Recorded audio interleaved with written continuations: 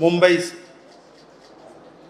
और आज़ादी की लड़ाई में बड़ी अहम भूमिका नेशनल हेराल्ड की रही है।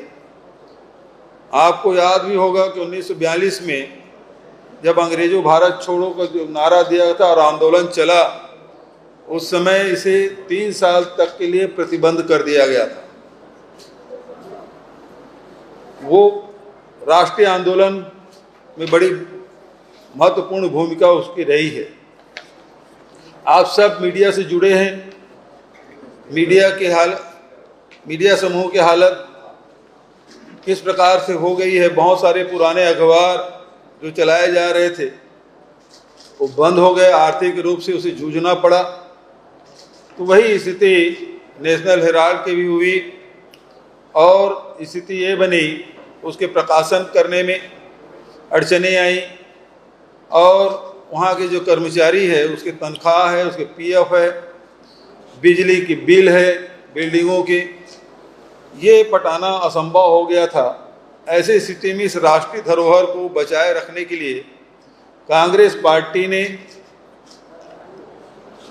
यंग इंडिया एक संस्था बनाई। अब उसके माध्यम से उसे 2002 से लेके 2012 तक लगभग 100 चेक दिए और उसमें 90 करोड़ रुपए की राशि दी गई सहायता के रूप में। कोई नगद किसी को दिया नहीं गया। और जो यंग इंडिया कंपनी बनी वो उसमें कोई प्रॉफिट नहीं ले सकता, उसे कोई तनख्वाह नहीं ले सकता, उसे कोई लाभ नहीं ले सकता। और आप सबको पता है नेशनल हेराल्ड भी लखनऊ के ही जो बिल्डिंग है वो फ्री होल्ड है, बचत है, लीज पर है। लेकिन इस संस्था के जितने भी संपत्ति है उसे बेचा नहीं जा सकता। यंग इंडिया के भी जो शेयर है उसे बेचा नहीं जा सकता और ये नो प्रॉफिट नो लॉस में इसको चलाया जा रहा है। सेक्शन 8 के तहत इसकी व्यवस्था की गई। आप सबको पता है कि इस मामले में 2012 में निर्वाचन आयोग से इसके खिलाफ शिकायत की गई। निर्वाचन आयोग ने इस आवेदन को खारिज कर दिया गया। सुब्रमण्यम स्वामी ने इसे कोर्ट में ईडी के पास शिकायत की और ईडी ने 2015 में इस मामले को क्लोज कर दिया गया। और अब ये फिर से आपको पता है उस समय के तत्कालीन ईडी के जो डायरेक्टर है उसको पद से हटा दिया गया 2015 के बाद और फिर से एक नया एफआईआर ईडी के द्वारा दर्ज किया गया। ये भी आप सबको मालूम है कि सोनिया जी और राहुल जी को घंटों तक के पूछताछ, कई दिनों तक के, कई घंटों तक के पूछताछ ईडी कार्यालय में एक और उनके द्वारा सहयोग भी किया गया। लेकिन जो इन्फोर्समेंट डायरेक्टर है अब election department Bharatiya Janata party के रूप में काम कर रही है। आप सबको इस बात की जानकारी है और उन्होंने सरकार के दबाव में आकर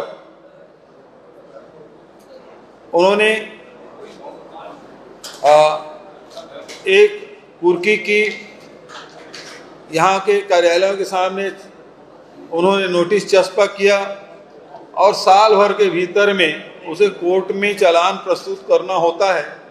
तो 365वें दिन में 10 अप्रैल को कुर्की का आदेश हुआ और 9 अप्रैल को ये सब कोर्ट में पेश किए और आज तारीख है न इसकी जानकारी।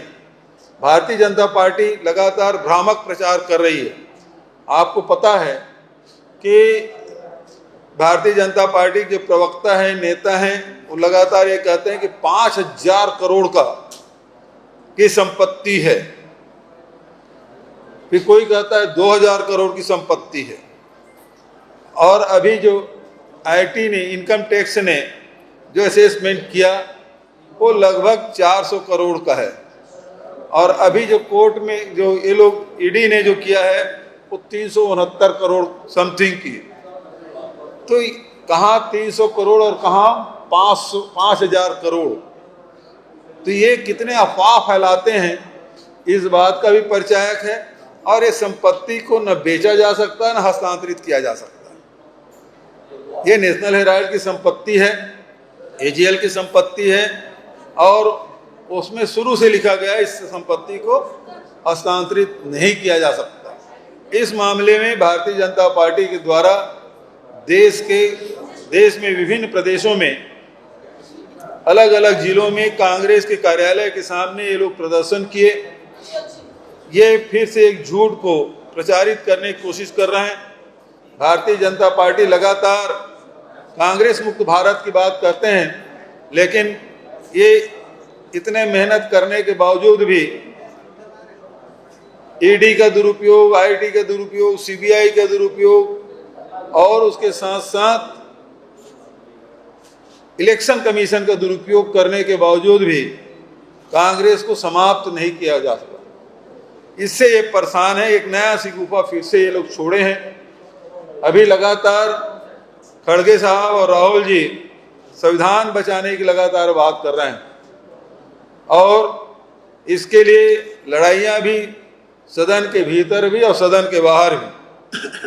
और जब उन्होंने एक सवाल पूछ दिया राहुल जी ने पिछले लोकसभा में कि अडानी से आपका क्या रिश्ता है, उन्होंने कुछ फोटोग्राफ्स दिखाए कि अडानी और मोदी जी एक ही प्लेन में बैठे हुए जा रहे हैं और लगातार पूरे देश की संपत्ति, चाहे रेलवे हो, चाहे एयरपोर्ट हो, चाहे पोर्ट हो, चाहे सीमेंट प्लांट हो, चाहे खदानें हो, सबको एक व्यक्ति के हाथ में सौंपा जा रहा है। ये संपत्ति देश की है, देश की जनता की है। और कांग्रेस पार्टी ने बहुत सारे सार्वजनिक उपक्रम बनाए ताकि आम जनता जो गरीबी में जी रही है उसे मौका मिले अपने जीवन स्तर और सामाजिक स्तर सुधारने के लिए। और नेहरू जी से लेके मनमोहन सिंह जी तक अनेक संस्थाएं बनाई गई, जिसके माध्यम से करोड़ों करोड़ लोगों के जीवन स्तर में सुधार आया। अब वो सारे संपत्ति बेचे जा रहे हैं और एक व्यक्ति को बेचा जा रहा है, वो बेहद दुर्भाग्यजनक है। ये सरकार केवल एक व्यक्ति के लिए काम कर रही है और इसका विरोध कांग्रेस पार्टी और कांग्रेस के नेता राहुल जी लगातार कर रहे हैं। आपको याद होगा उस समय राहुल जी की सदस्यता समाप्त कर दी गई थी लोकसभा से, और 24 घंटा के अंदर में बंगला भी खाली करा लिया गया था।